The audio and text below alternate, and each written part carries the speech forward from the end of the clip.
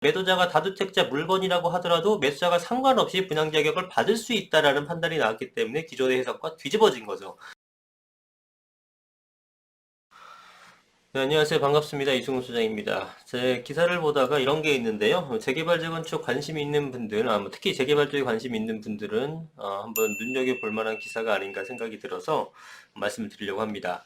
자, 제목이 11년 만에 법 해석 뒤집혔다. 재개발 대혼란 이런 것들인데 다주택자 물건 개별 분양 자격을 인정해야 된다는 그런 법원의 의견이 나왔다고 합니다. 그래서 법제처 해석이 11년 만에 뒤집혀 혼란을 일으킬 것인데 여기까지만 하더라도 좀 부동산 재개발 투자 해보신 분들은 그래? 이런 분들도 있고 뭔 소리야? 이런 분들도 있을 겁니다. 내용을 조금 살펴보도록 하겠습니다. 자, 재개발구역에서 다주택자의 물건에 대해 각각 분양 자격을 줘야 한다는 법원의 판단이 나와 정벽에 혼란을 일고 있다. 자, 다주택자 재개발 구역 내에서 다주택자 물건을 거래할 경우에는요. 현행 지금까지 관례적으로는 분양 자격을 주지 않았습니다. 그래서 실제로 재개발 구역에서 거래를 할 때 특이하게 뭐라고 하냐면은 매도자가 다주택자가 아니어서 매수자가 이 물건을 사서 온전하게 분양 자격이 나와야 된다라는 문구를 넣습니다. 그렇지 않으면은 매도자가 책임을 진다. 이런 문구를 넣거든요. 그러니까 매도자가 다주택자냐 아니냐 여부에 따라서 매수인이 분양 자격 여부가 결정돼 버리는 그런 내용이 있습니다. 그런데 그것과 상관없이 매도자가 다주택자 물건이라고 하더라도 매수자가 상관없이 분양 자격을 받을 수 있다라는 판단이 나왔기 때문에 기존의 해석과 뒤집어진 거죠. 그래서 지금 혼란이 일어나고 있다라는 얘기입니다. 자, 이 내용이 지금 광주 고등법원에서 나온 내용입니다. 그래서 내용이 뭐였냐면 광주의 학동 4구역의 일부 조합원들이 분양권, 입주권 확인 청구 소송을 내면서부터이다. 학동 4구역 조합 설립 인가 이후 한 사람이 소유하던 부동산 가운데 일부를 각각 양도받았다. 이후 각자 조합원 분양 신청까지 마쳤다. 그러나 조합은 한 사람에게만 분양 자격을 인정한다는 내용으로 관리처분에서 의결했다. 왜냐하면 기존에 다 그렇게 했으니까. 부동산을 여럿이 나눠 가졌지만 새 아파트는 이들 전체에 대해서 한 채만 배정한다는 의미다. 이게 지분 쪼개기를 방지하기 위해서 이렇게 되는 것들이잖아요. 그죠? 옛날에 다가구를 다세대로 막 쪼개고, 그죠? 신축행위가 일어나고 이러다 보니까 일정 부분 이상에 대해 넘어가는 기간, 그런 권리산정 기준을 정해놓고 그 넘어가는 거에서 쪼갠 것들에 대해서는 다 합산해가지고, 예를 들어 다가구가 10세대인데 다세대로 10채를 만들 수 있잖아요. 근데 그 10명을 다 모아갖고 아파트 한 채를 주는 꼴입니다. 조합은 당연히 도정법상 도시및 주거환경정비법을 근거로 이같이 판단을 했고요. 도정법은 조합 설립 이후 다주택자의 물건이 매매돼 여러 명이 소유하게 될 경우 이 가운데 한 명만 대표 조합원으로 두도록 규정하고 있다. 그동안의 법제도 마찬가지였다. 그러나 이번 광주 고법의 판단은 정반대다. 법원은 대표 조합원 한 명을 제외한 나머지 토지 등 소유자의 조합원 자격부터 따졌다. 자, 도정법은 관리처분 계획 이후 양수한 이들에게 조합원 자격이 없다고 규정하고 있다. 하지만 조합 설립 인가 이후 양수한 이들의 경우엔 조합원 자격을 박탈하는 규정을 두고 있지 않다. 지금 보시면 재건축과 재개발이 조금 틀린데요. 오늘 좀 내용이 어려워서 이해하실지 모르겠네요. 재건축 같은 경우는 초과이득 환수 제도가 있죠. 재개발은 없습니다. 또 틀린 게 뭐냐면 재건축은 조합 설립 인가가 이후에 거래된 것들에 대해서는 조합원 자격이 없습니다. 투기과열지급 이런 지금 얘기하는 거예요. 비조정 지역은 아니고. 근데 재개발 같은 건 조합 설립 인가 여부랑 상관없이 계속 거래는 돼요. 얘네들은 재건축은 조합원 자격 주지 않는 기준점이 언제냐면은 조합 설립 인가고요. 재개발은 관리처분 인가입니다. 그죠? 관리처분 인가가 한참 뒤죠.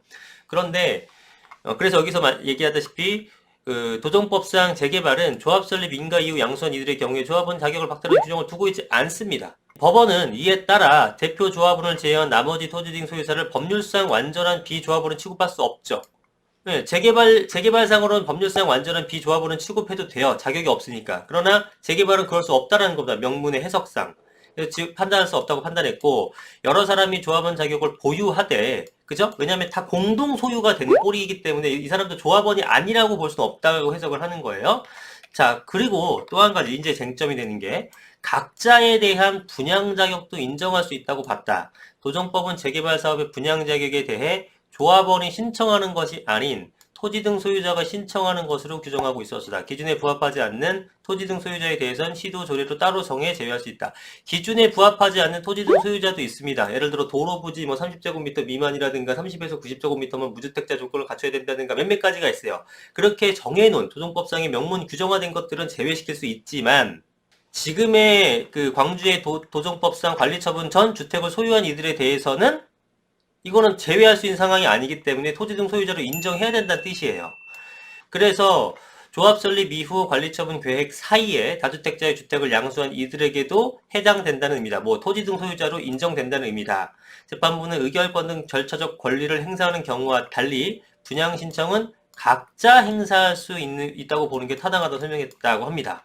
그죠? 법원은 또한 대표 조합원을 제외한 나머지 토지 등 소유자들의 분양 신청 자격을 박탈할 명문 규정도 없다. 그쵸? 지금 분양 신청 박탈할 명문 규정이 없어요. 말씀드렸다시피 재건축은 박탈이 되죠. 조합 설립 이후에 거래되는 것들이 명문화 규정돼 있으니까 재개발은 그게 없단 말이에요. 그래서 박탈할 규정이 없어요. 재판부는 분양 자격을 따로 정하는 경우는 지분 쪼개기 등의 투기를 방지하기 위한 것, 그죠? 방지하기 위해서 지금 이렇게 뭐 대표로 한 명만 준다 이런 이런 해석이 나왔던 거잖아요. 법제처 유권 해석이 나왔었던 거잖아요. 그런데 이렇게 투기를 방지하기 위한 것인데 오로지 투기 방지라는 공익적 이유를 들어 관계법령을 유추 확장 해석해 분양 신청을 제한하는 것은 허용될 수 없다라고 판시했다. 결국 뭡니까? 다 줘야 된다라고 얘기를 하는 거죠. 지금 정비업계가 엄청 술렁이고 있습니다. 지금까지 했던 것과 지난 10년 동안 했던 것과 전혀 반대의 해석이 나왔었기 때문에 다만 유사소송이 걷잡없이 늘어날 가능성은 낮다. 관리처분 계획 취소 소송은 처분일부터 90일 이내 제기하기 때문이다. 그러니까 관리처분이 이제 났는데 뭐야 그럼 나도 됐었네 이런 사람도 있을 거 아니에요. 근데 해도 의미 없다라는 거죠. 하여튼 소를 제기할 수 있는 기간이 지났기 때문에 안 된다라는 겁니다. 자, 법조계는 재개발 분양자에게 대한 대법원의 교통정리가 필요하다고 보고 있다. 이번 사건의 경우 심리 불속행 기각이 이루어지긴 했지만 대법원의 정확한 해석이 나온 건 아니다. 심리 불속행 기각이라는 것은 심리를 속행하지 않아도 기각 처리. 그러니까 결국은 그 더 이상 다퉈볼 필요 없이 2심이 맞다라고 이제 얘기를 한 거긴 한데 대법원에서 이렇게 막 겨뤄가지고 서로 간에 의견 도출해갖고 나온 해석이 아니라는 뜻입니다.